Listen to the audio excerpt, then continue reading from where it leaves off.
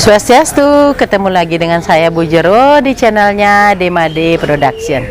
Nah, video kali ini saya akan sedikit berbeda dengan video-video sebelumnya. Video sebelumnya saya selalu mereview tentang rumah hasil dari karya Demade Property. Nah, kali ini itu biasanya videonya tentang rumah minimalis, semi villa, yang modern lah. Kalau kali ini videonya tentang rumah adat Bali. Nah, saya di sini akan menjelaskan sedikit tentang rumah adat Bali yang saya ketahui tentunya. Nah, seperti apa? Ayo ikutin terus saya. Nah, pertama kali saya akan menjelaskan kalau rumah adat Bali itu ada namanya Sikut Sata. Kalau bahasa Indonesianya apa ya, saya kurang begitu tahu, tapi yang saya tahu adalah Sikut Sata. Mungkin kalau di Cina namanya Feng Shui ya, Feng Shui mungkin. Kalau di Bali Sikut Sata. Yang pertama itu adalah merajan, tempat merajan. Merajan itu merajan atau sangga atau tempat suci orang Bali. Posisinya adalah di Kaje Kangin. Kalau orang Bali namanya Kaje Kangin. Kenapa harus ditaruh di Kaje Kangin? Kalau menurut orang Bali itu hulunya atau kepalanya daripada pekarangan tersebut. Nah, seperti itu. Kita mau mengadakan upacara persembahyangan yang berkaitan dengan upacara adat Bali itu adanya di Merajan. Di Merajan atau di Sangga. Kalau orang Bali biasa menyebutnya Sangga, kalau orang Bali berkasta menyebutnya Merajan. Kurang lebih seperti itu. Nah, terus setelah ada Merajan atau hulu, terus ada namanya Balai Daje. Tapi tidak menutup kemungkinan setiap adat itu berbeda. Di Bali juga ada, kadang-kadang di desa atau daerah lain di Bali ada juga memakai hulu itu di luar atau di depan, seperti daerah Tabanan itu menaruh merajannya atau sanggahnya itu di depan. Jadi penghamilan hulunya juga bisa di depan. Yang penting hulu itu tempat merajan atau tempat persembahyangan, seperti itu. Setelah merajan ada namanya Balai Daje. Nah, kita akan perlihatkan itu ada namanya Balai Daje. Yuk kita ikutin seperti apa Balai Daje.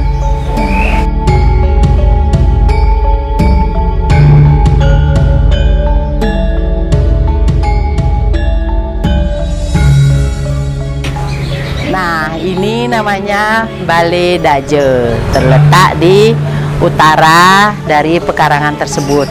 Fungsinya Balai Daje itu adalah salah satunya mengadakan upacara manusia yadnya. Semisalnya ada orang menikah, sebelum menikah tentu ada pembicaraan atau meminang untuk meminang, atau penyekeban untuk orang potong gigi.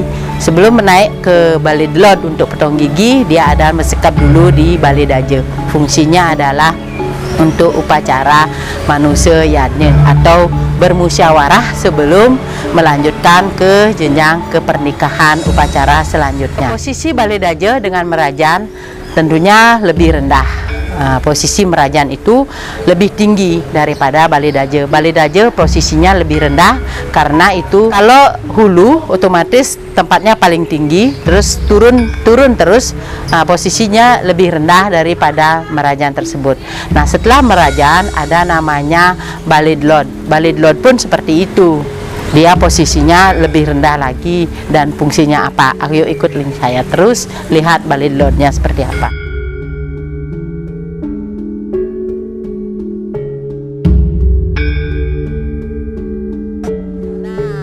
Namanya Balai Delot atau biasa juga disebut dengan Balai Dangin. Balai Delot atau Balai Dangin tersebut posisinya jelas lebih rendah daripada Balai Daje. Nah, untuk fungsinya, Balai Delot dan Balai Dangin ini adalah untuk mengadakan upacara manusia yadnya. Salah satunya misalkan untuk kematian, ada orang meninggal di pekarangan tersebut, juga diupacarainya di Balai Delot atau Balai Dangin tersebut. Ada orang potong gigi, Untuk otonan setiap 6 bulan sekali, itu pun dilakukan di balai delot atau balai dangin tersebut. Artinya fungsi dari balai delot atau balai dangin tersebut adalah untuk mengadakan upacara manuseyatnya, seperti itu kurang lebih. Nah, setelah balai delot atau balai dangin, ada namanya dapur atau paon. Kita sebut, orang Bali menyebutnya paon. Seperti apa dan apa fungsi paon tersebut? Ayo kita lihat selanjutnya.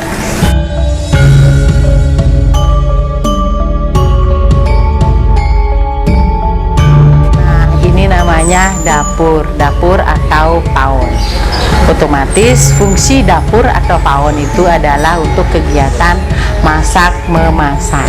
Nah, dimanapun paon dan dapur itu pasti kegiatannya adalah masak memasak. Karena orang Bali itu wajib punya paon di situ, karena setiap ini hari-hari tertentu ada upacara agama seperti galungan, kuningan, seperti itu. Nah, ada upacara, jadi masaknya masak besar lah, lumayan banyak. Lumayan masak banyak, jadi harus ada dapur.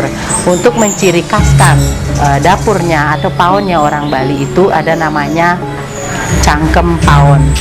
Tapi kalau untuk saat ini cangkem paon untuk di orang Bali, artinya sesuai mengikuti globalisasi saat ini, cangkem paon itu sudah digantikan dengan kompor. Kalau zaman dulu masih namanya cangkem paon. Cangkem paon itu adalah tempat memasak atau menanak nasi, itu masih memakai kayu bakar, kurang lebih seperti itu. Untuk menanak nasinya atau memasaknya memakai kayu bakar. Tapi untuk di zaman sekarang ini sudah globalisasi, itu cangkem paon digantikan dengan kompor. Cangkem paonnya hanya simbol saja, masih seperti itu. Nah, menurut keyakinan atau kepercayaannya orang Bali, di cangkem paon tersebut ada berstananya Ide Betara Brahma, kurang lebih itu yang saya ketahui. Nah, selain dapur atau paon, di sini juga ada namanya balai dauh. Apa fungsi balai dauh?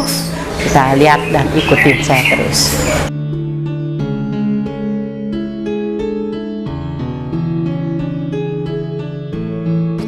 Nah, ini adalah balai terakhir dari sikut Satak tadi, yaitu namanya balai dauh.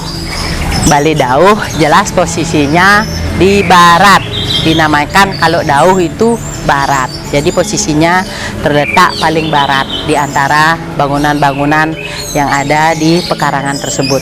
Fungsinya balai dauh itu adalah sederhana sekali. Biasanya orang memakai tempat tidur, bisa, artinya fungsi balai tersebut bebas lah, menyesuaikan dengan keadaannya. Biasanya orang memakainya, ada yang memakai tempat tidur atau ruang tidur. Nah, karena posisi balai dauh ini adalah di pinggir jalan, jadi difungsikan untuk usaha. Itu bisa dibuat pertokoan, dibuat rumah makan, mungkin apapun itu. Jadi untuk balai dauh itu fungsinya bebas.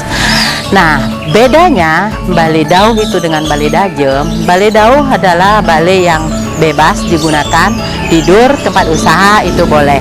Kalau balai daje itu sama sekali tidak bisa dipergunakan untuk berbisnis atau untuk kegiatan apapun. Dan yang boleh tinggal di balai daje itu adalah orang yang dituakan di rumah tersebut atau usianya yang paling tua di rumah tersebut, baru bisa tinggal di balai daje. Itu kurang lebih penjelasan dari saya yang saya ketahui tentang balai Bali Sikut Satak di Bali. Nah, kurang lebih saya Bu Jero mohon maaf kalau ada kata-kata atau penjelasan saya yang kurang berkenan di hati sobat teman semua. Saya minta maaf, kurang lebih saya minta maaf sebesar-besarnya. Hanya itu yang saya ketahui. Saya Bu Jero undur diri. Jangan lupa like, komen, dan subscribe-nya. Follow IG kami DemaDe_production. Suksema.